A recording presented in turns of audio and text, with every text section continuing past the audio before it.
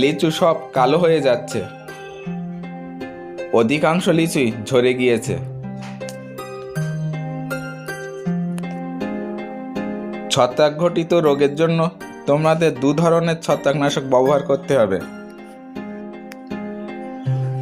একটি হচ্ছে স্পর্শক জাতীয় ছত্রাকনাশক, যেমন ধরো ম্যানকোজেব। আরেকটি হবে পরিবাহী। ভালো পরিবাহী ছত্রাকনাশকের মধ্যে কার্বেন্ডাজিম অন্যতম।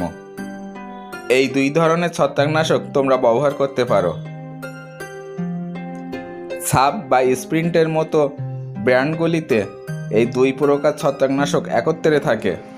তোমরা লিচু গাছের ক্ষেত্রে ওই 2টি স্প্রে করতে পারো।